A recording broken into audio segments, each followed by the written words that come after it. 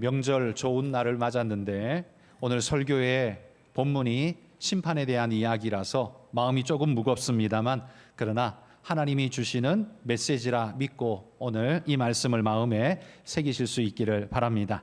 하나님은 이스라엘의 죄악을 지금 경고하시는데요, 지도자들의 죄악을 먼저 지적하고 있는 것을 보게 됩니다. 1절의 시작에 이렇게 말하죠. 제사장들아, 이스라엘 족속들아, 왕족들아, 그러면서 그들의 이름을 부르면서 그들의 죄악을 경고하고 있습니다. 하나님의 심판 경고는 그들에게 먼저 와 닿았다는 거죠. 이들이 누구겠습니까?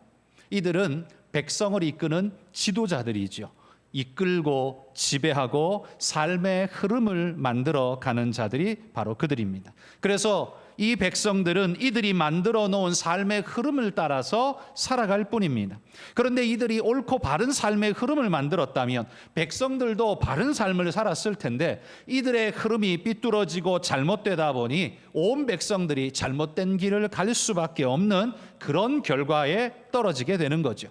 그래서 지도자들의 책임은 언제나 무겁고 막중한 법입니다. 그런데 그 책임을 묻되 지도자들 중에서도요, 하나님이 제일 먼저 물으시는 책망의 1번 주자가 있습니다. 그건 바로 제사장들아로 시작한다는 사실입니다. 왜 제사장을 제일 먼저 이렇게 죄로 묻고 있을까요? 왜냐하면 고대 사회는요, 신정 사회였기 때문에 백성들에게 가장 영향을 미치는 것은 언제나 종교 지도자들이었습니다. 그 나라를 이끄는 것은 왕이었지만, 그러나 백성들의 삶 속속들이 가까이서 영향을 미치는 존재는 종교 지도자들이었다는 거죠. 지금에야 종교 지도자들은 저 뒤로 물러가고 정치 지도자들이 영향의 일선에 있지만, 고대 사회는 어디 그랬었습니까? 고대 사회는요, 정치적 영향력보다 오히려 종교적 영향력이 백성들에게 월등히 강했던 시대였습니다.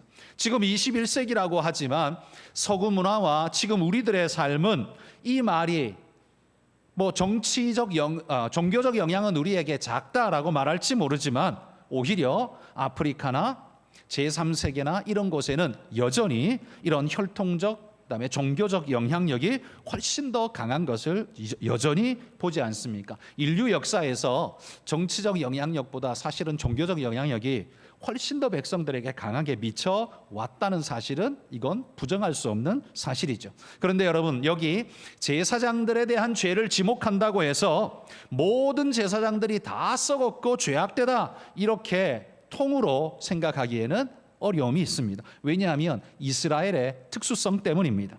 북이스라엘의 제사장들은요, 우리가 생각하는 아론의 후손, 말씀의 제사장 아닙니다. 시작할 때부터 이미 삐뚤어진 잘못된 모습으로 시작된 것이 그 북이스라엘의 제사장이라는 자리였는데요, 솔로몬이 죽고 난 다음에 이스라엘 나라는 남북으로 나뉘게 되죠. 이 북이스라엘의 통치자로 여로보암이 세워지게 되는데, 문제는 나라는 정치적으로 남북이 나뉘었는데 종교는 하나였기 때문에 남쪽 예루살렘에 성전이 있기 때문에 북이스라엘 백성도 남쪽 유다로 성전에 제사드리러 가야만 했었습니다. 이게 한 해, 두 해 지나가면서 보니까 나라는 분명히 나뉘었는데 종교적으로는 하나다 보니까 계속해서 북이스라엘 백성이 남유다의 마음을 두고 그쪽으로 내려가다 보니 이 여로보암의 마음에는 불안이 생긴 겁니다. 야, 이러다가 백성들의 마음이 다 남쪽으로 쏠려서 북이스라엘 저 왕은 정리하고 우리 여전히 한 가족 한 형제 아니냐, 하나로 뭉치자, 이런 말을 하게 되지 않을까 두려움이 생긴 겁니다. 그래서 정치적으로만 나뉘어질 뿐만 아니라 종교적으로도 분리시켜야 되겠다라는 마음으로 여로보암이 북이스라엘 땅 가장 남쪽의 베델 지역과 가장 북쪽의 단 지역에다가 금송아지 우상을 세워놓고 이것이 너희를 애굽에서 인도해낸 여호와다라고 말하면서 신전, 거짓된 우상 숭배를 시작하게 된 것입니다. 그러니 여러분 생각해 보십시오. 이런 정치적 책략에 의해서 시작되어진 종교의 시작은 그 결과가 어떠하겠습니까? 당연히 이건 종교의 제대로 된 색채를 낼 수가 없고, 특별히나 하나님 말씀이 살아날 수 없고 엉뚱한 결과가 날 수밖에 없는 겁니다. 특별히나 율법에 보면 성전의 제사장은 분명코 아론의 아들들, 후손들에게만 주어져 있고, 그리고 성전은 반드시 하나님이 지목한 곳 예루살렘이어야 한다라고 말하고 있는데, 여기 아무렇게나 세워놓고 금송아지를 숭배하니 정통 이 아론의 후손 제사장들은 그걸 거부할 수밖에 없는 거죠. 그리고 그들은 다 남유다로 내려갈 수밖에 없겠죠. 그러면은 북이스라엘의 신전의 제사장은 누구로 세워야 되겠습니까? 그래서 여로보암이 이렇게 진행을 합니다. 열왕기상 12장 31절 말씀 같이 한번 읽어봅시다. 그가 또 산당들을 짓고 레위 자손 아닌 보통 백성으로 제사장을 삼고, 레위인 중에서 그것도 아론의 후손으로 제사장을 삼아야 되는데 그게 아니라 아무나 보통 백성으로 아무나 세웠다라고 말하고 있습니다. 한마디로 말해 원하는 자 있으면 야 누가 할래? 그러면 손 들고 제가 하겠습니다 라고 말하는 사람 아무나 세웠다는 거예요. 여러분 왜 이렇게 했을까요?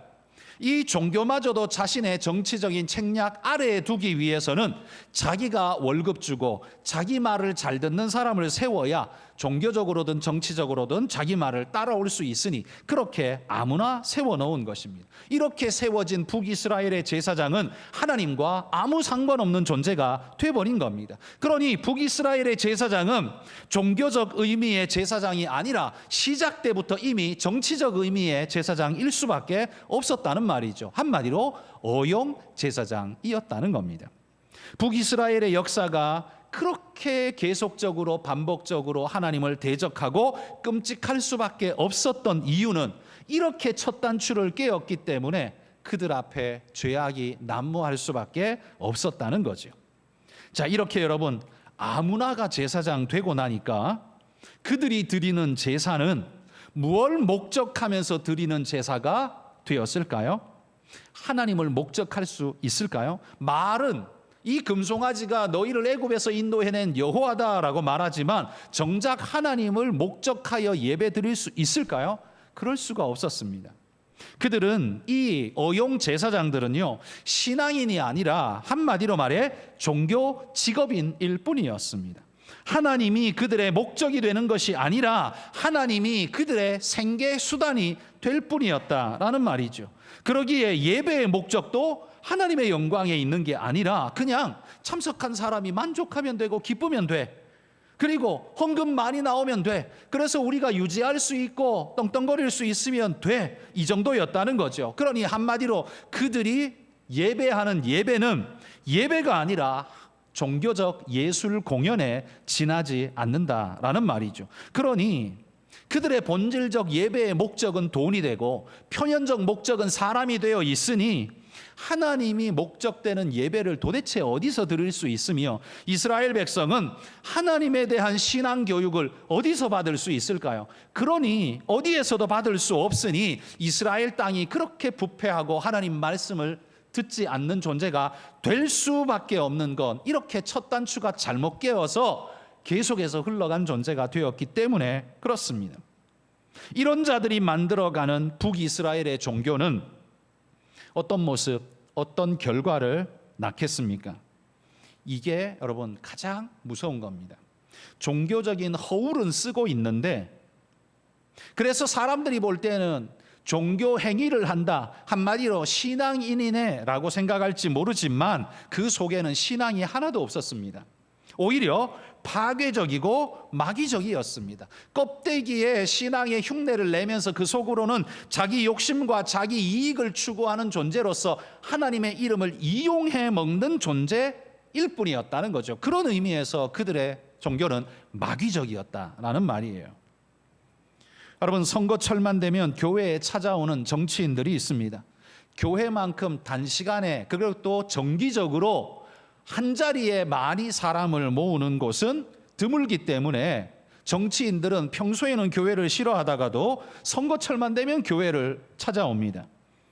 그런데 그들은 교회 찾아오면서 내세우는 말이 자신도 어느 교회의 등록 교인이라고 어느 집사라고 이렇게 소개하는 말들을 종종 듣습니다. 그런데 따지고 보면 진정한 신앙인이 아니라 그 교회 예배에 항상 참여하며 예배를 잘 드리는 분이라면 제가 존경해 드리겠지만 그게 아니라 보면 이건 뭐 한 번 그 교회 가보고 예배 한 번 참석해놓고는 그 교회 영원한 등록 교인인 것처럼 행세하는 이들이 즐비하다는 겁니다.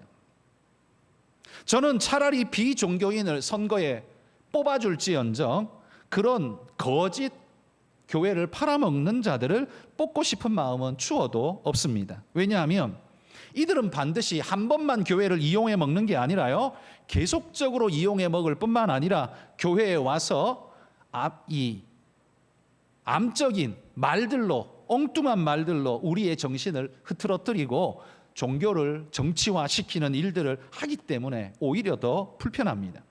저는 차라리요, 그런 교회를 찾아오는 이들 중에 나는 교회를 모르지만 종교가 사회에 미치는 건강한 영향력을 저는 인정합니다. 그 부분을 제가 잘 새겨서 하겠습니다. 차라리 이렇게 말한다면 저는 그 사람을 인정해주고 그 사람을 찍을지도 모르겠습니다.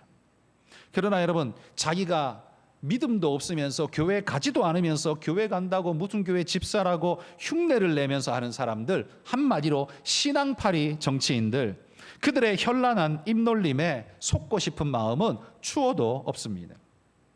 저는 거짓 선지자보다 차라리 하나님을 아예 모르는 사람이 하나님께 더 가까이 있다라고 생각합니다.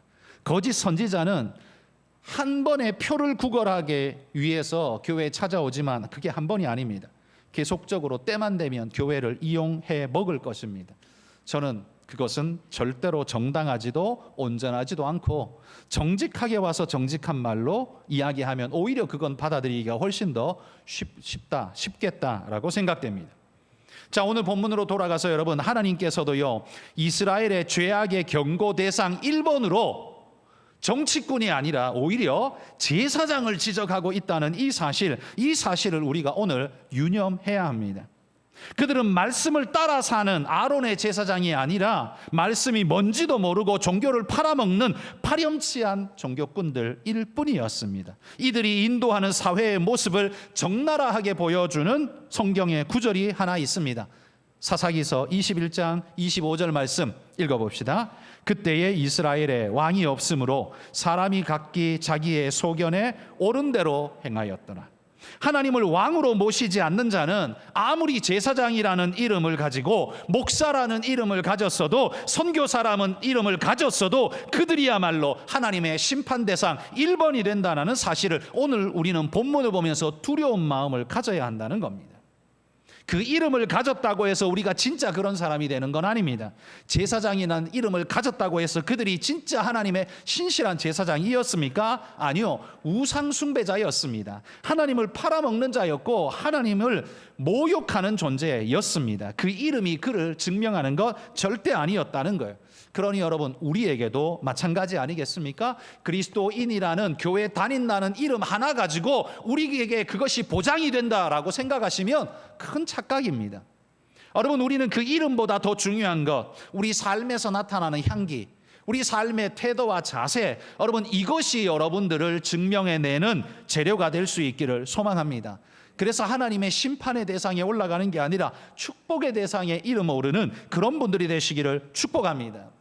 첫 번째가 제사장을 하나님이 심판의 죄목으로 1번으로 부르고 있다면, 두 번째는 누구를 부릅니까? 이스라엘 족속들아, 이렇게 부릅니다. 이스라엘 족속 전체를 부르고 있는 것 같지만 이스라엘은 그 당시 시족 사회였고 그 사회를 이끄는 지도자들을 성경에는 장로들이라고 불렀습니다. 그래서 각각 고을마다 그 마을마다 장로들이 있어서 그 장로들이 그 지역 사회에 법의 역할을 하는 그런 존재들이었습니다. 그래서 저는 여기 이스라엘 족속들아라고 전체를 부르고 있지만 사실 저는 이 부름은 그들의 대표자인 장로들을 향해 있다라고 봅니다. 그래서 하나님의 심판의 대상 두 번째는 장로들이라고 저는 이야기하고 싶습니다. 이들은 이스라엘을 이끄는 혈통적 리더들이었습니다.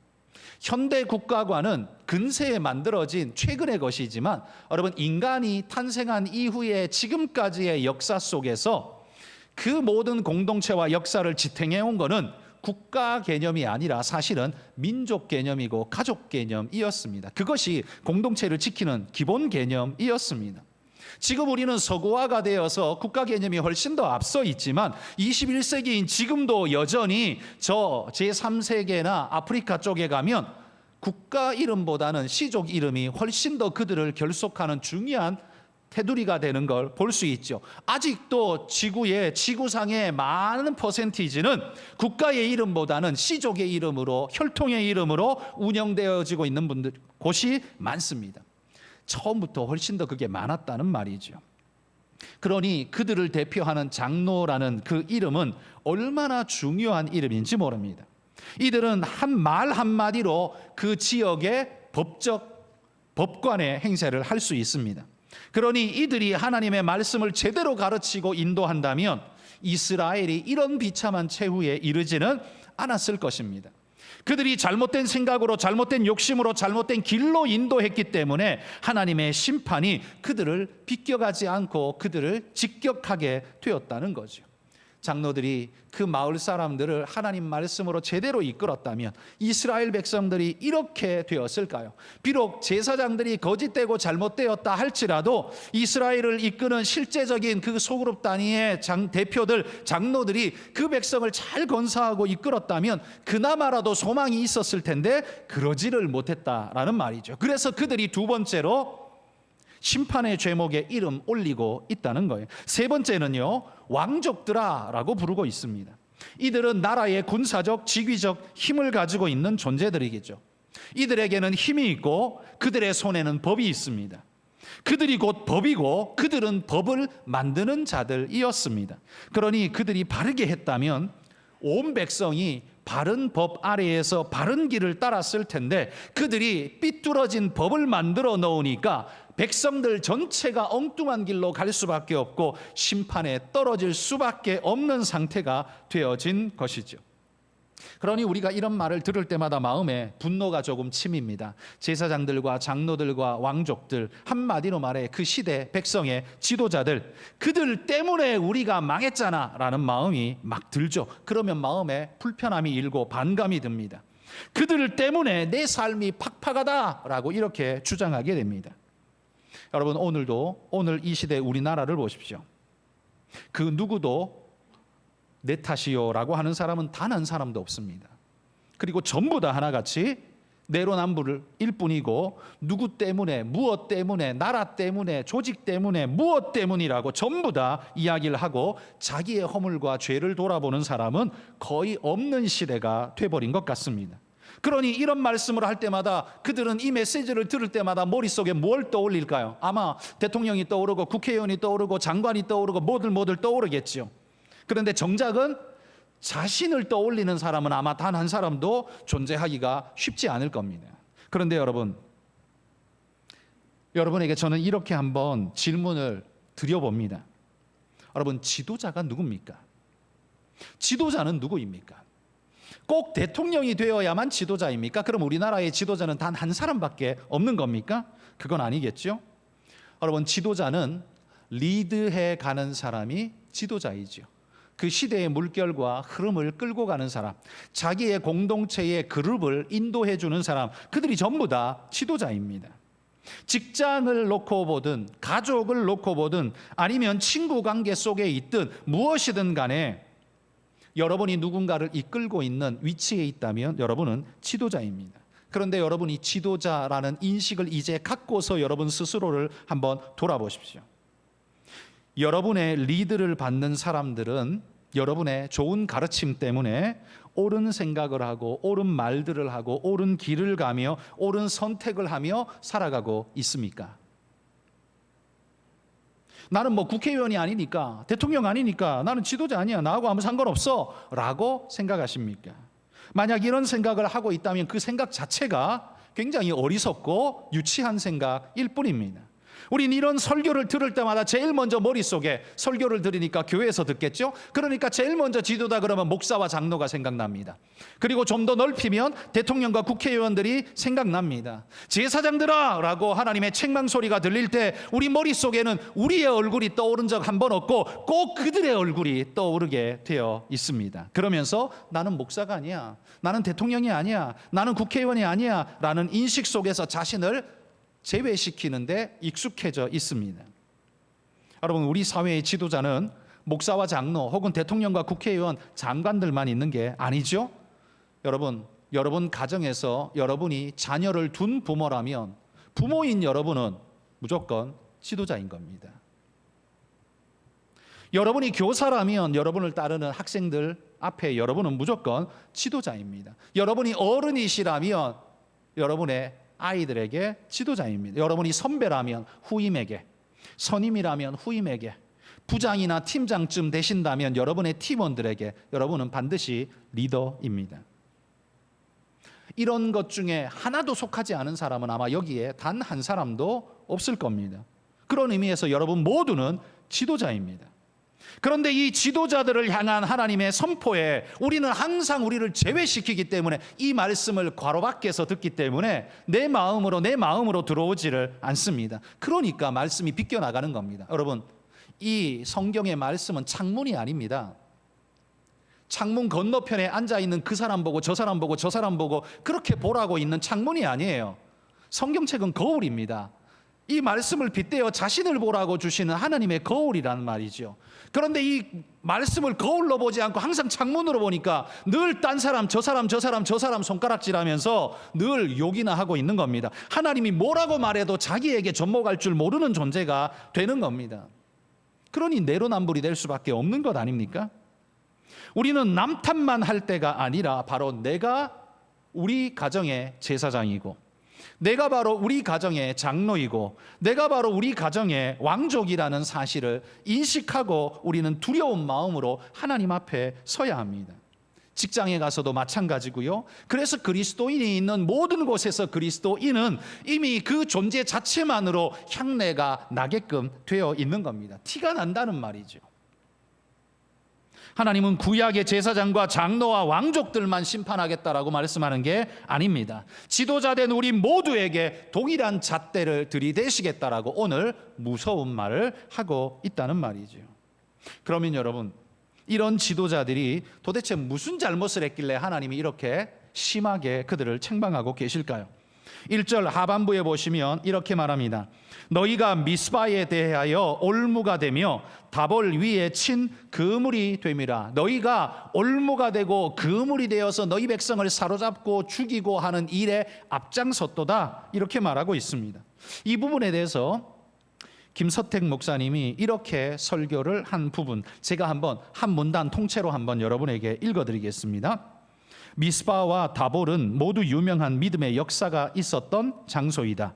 미스바는 사무엘이 대대적인 회개 운동을 일으켰던 곳이고, 다볼은 드보라가 시스라의 철병거를 물리치고 대대적인 승리를 거두었던 곳이다. 그러나 이스라엘의 제사장과 왕족과 일반 백성은 그곳에서 그물을 치고 올무로 사람을 낚았다.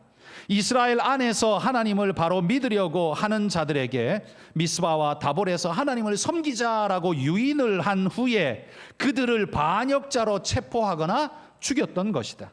즉 이스라엘 지배층 사람들은 하나님을 바로 믿으려는 자들을 체제에 대한 불만 세력으로 생각하여서 씨를 말리려 했던 것이다.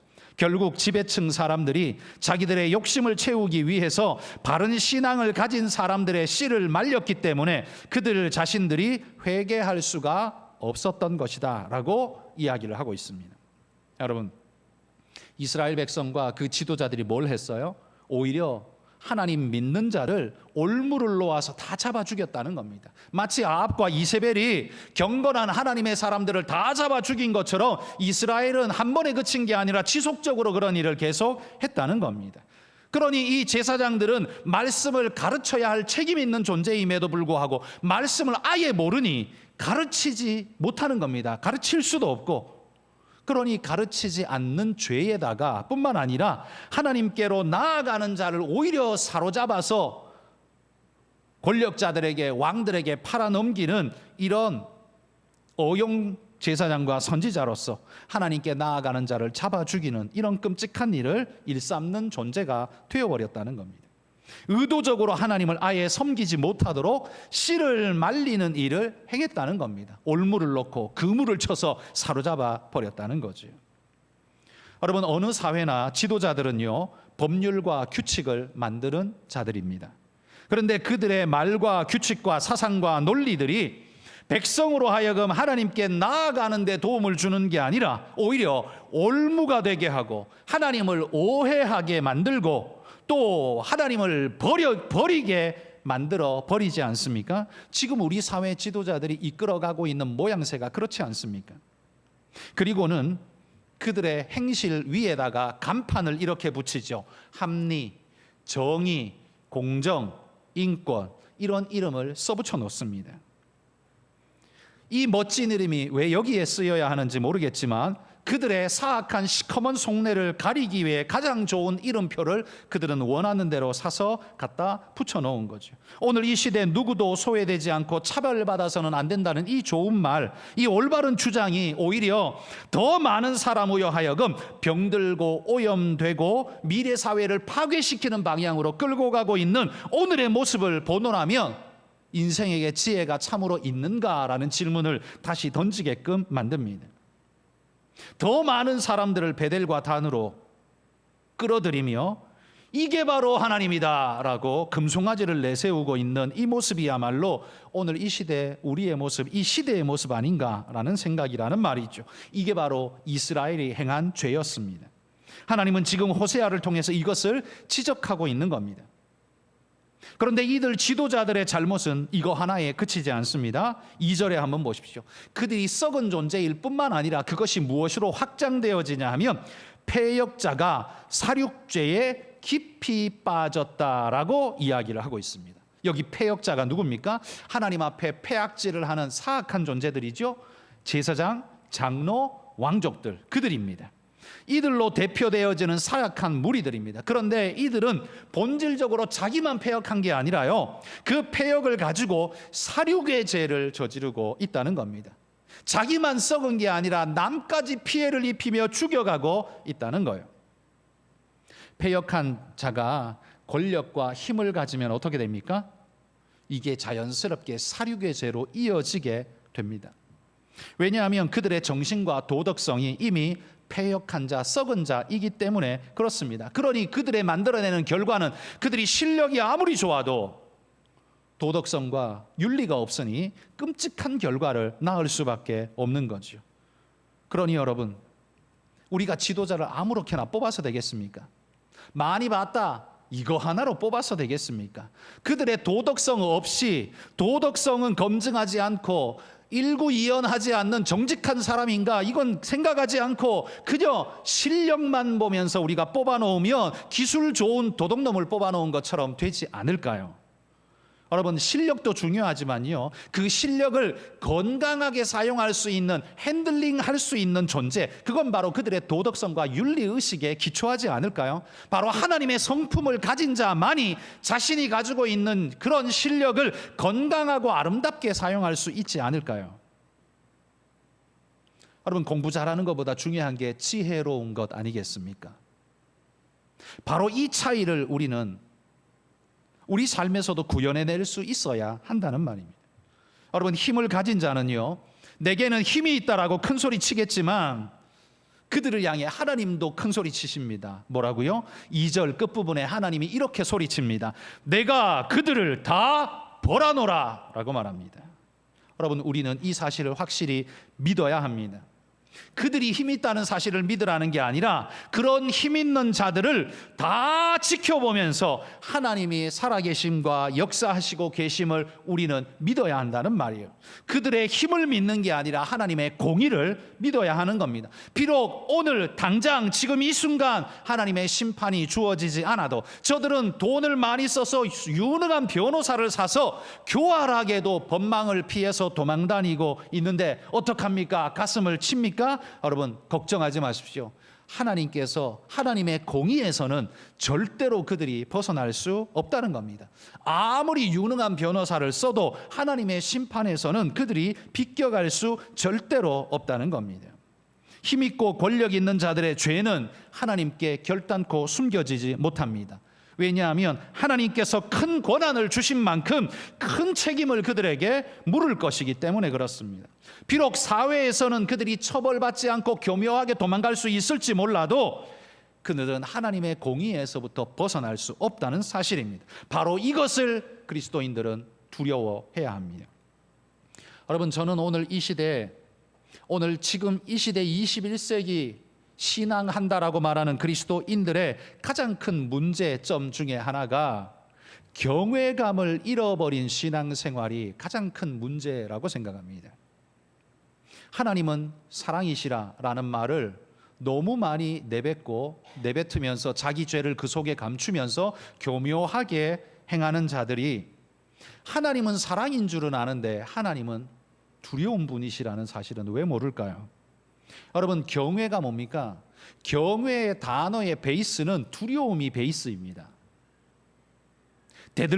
대들보가 두려움이라는 말이에요. 근데 이 두려움은 공포에 질린 두려움이 아니라 크고 어미하신 그분 앞에서 느끼는 본질적 피조물의 자연스러운 반응이, 그게 두려움입니다. 하나님 앞에 서면 우리의 자금, 그의 크심 앞에 우리는 압도되어질 수밖에 없기 때문에 기본이 두렵습니다. 그런데 공포에 찌든 두려움이 아니라 그 크심을 추앙하고 숭배하는, 흠모하는 아름다움에, 그러나 그분의 존재 앞에서 느끼는 두려움을 가진 모습, 이게 바로 경외입니다. 그런데 지금 그리스도인들은 경외가 없습니다.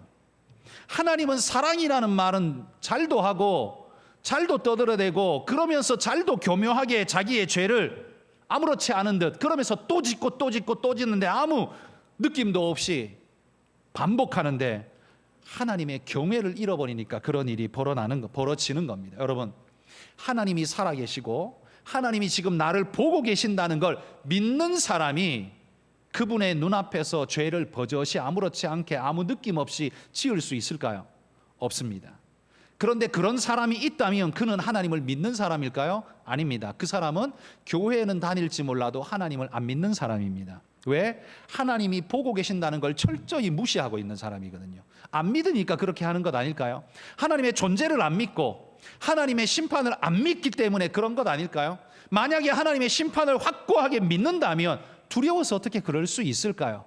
그리고 그렇게 큰 소리 치면서 하나님은 신적인 존재는 무시하는 것이 현대인의 아름다운 모습, 지적인 모습, 매너 있는 모습이라고 생각합니까?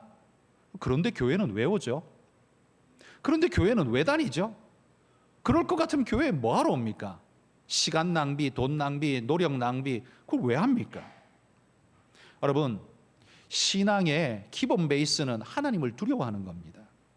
공포의 진리라는 말이 아니라 하나님의 크심 앞에 두려움으로 서는 겁니다.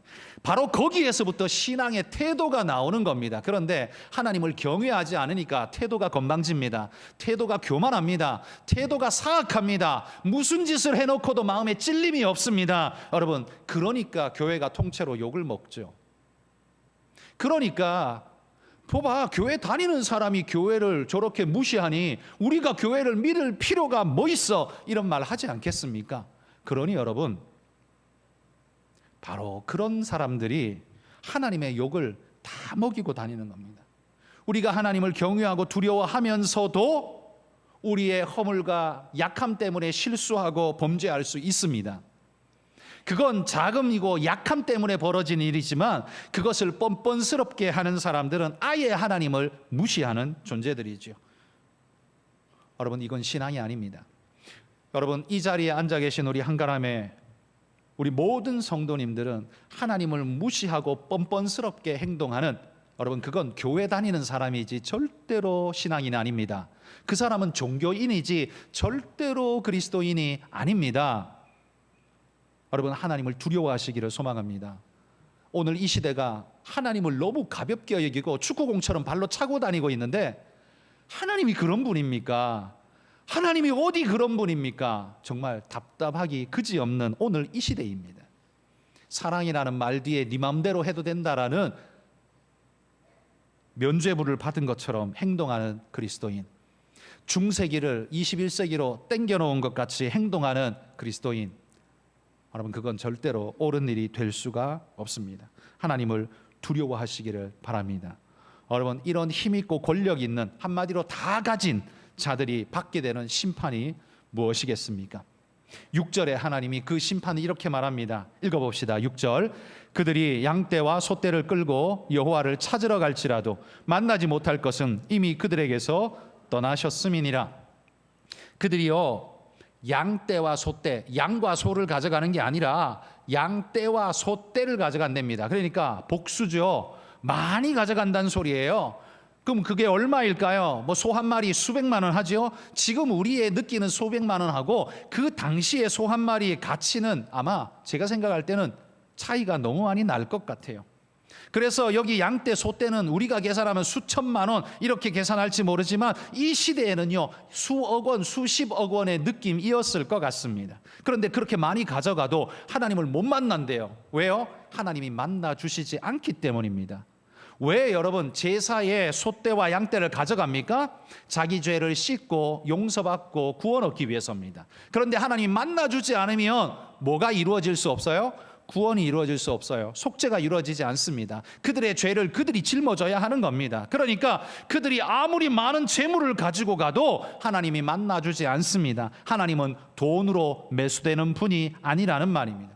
그들이 진실함과 정직함으로 하나님을 찾는다면 하나님이 왜 안 만나주겠습니까? 빈손으로 와도 하나님 만나주십니다. 그러나 그들은 그런 정직한 의도로 하나님을 찾는 게 아닙니다.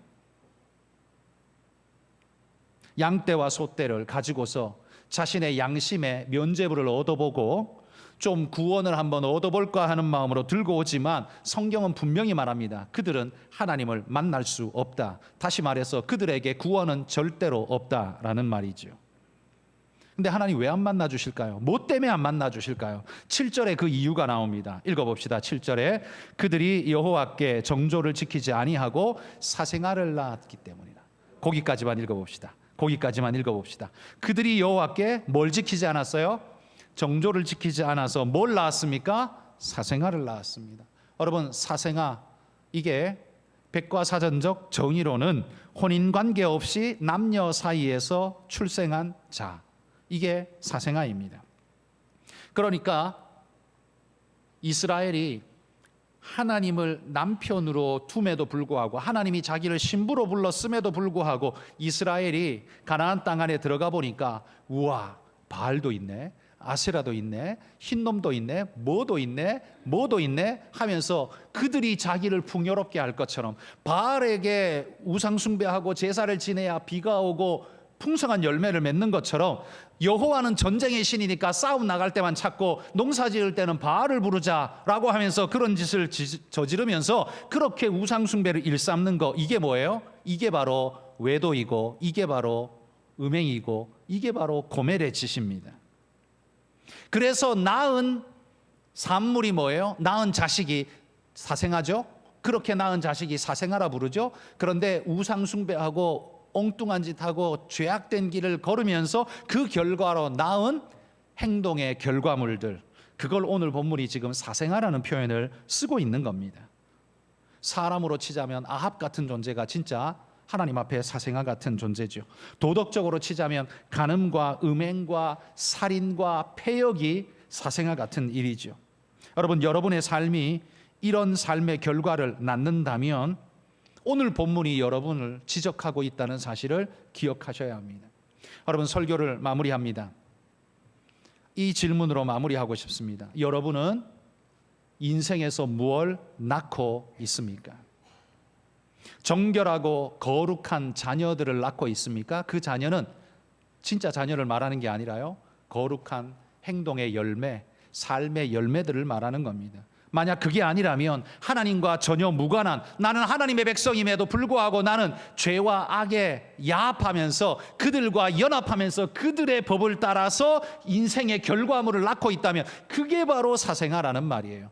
내 인생에 낳은 사생아는 도대체 몇입니까? 어떤 사생아입니까? 어떤 종류의 사생아를 나는 낳고 살아갑니까? 내가 지나간 자리에 시커먼 어둠이 내려앉고 사람들이 전부 쥐어뜯고 싸우며 뒷담 하나 까고 그렇게 하면서 사람을 뒤통수 치고 있다면, 내가 그런 일을 만들었다면 그게 바로 내 사생아예요. 내가 낳은 사생아라는 말입니다. 내가 지나간 자리에 하나님의 향기가 나고 서로 협력하고 사랑하고 다음에 또 만나요, 행복합니다, 당신 만나서 참 마음이 즐거웠어요 라고 말할 수 있는 그런 아름다움을 낳아가십니까? 여러분, 우리는 도대체 무엇을 낳으며 살아가고 있습니까? 여러분, 그러기에 우린 1절로 다시 돌아가서 누가 오늘 심판받을 제사장이며 장로이며 왕족들인가에 대한 질문의 답을 여러분들이 하셔야 됩니다. 여러분이 하나님께 하셔야 한다는 말입니다. 여러분, 오늘 말씀을 그냥 임의적으로 듣는, 항상 듣는 그냥 설교 하나로 듣고 넘어가지 마시고, 여러분 인생 속에 내가 사생활을 도대체 몇이나 낳고 무엇을 낳았는가를 돌아보며, 내가 하나님 앞에 혹시 하나님이 심판을 선고하는 제사장과 장로와 왕족이 아닌가 돌아보면서, 사탄의 사생아, 하나님 이제는 더 이상 그런 것 낳지 않습니다. 하나님만 바라보며 성결하고 아름다운 인생의 열매를 맺으며 살아가겠습니다. 결단하며 주 따라가는 우리 성도님들 되시기를 축복합니다. 기도하겠습니다. 하나님.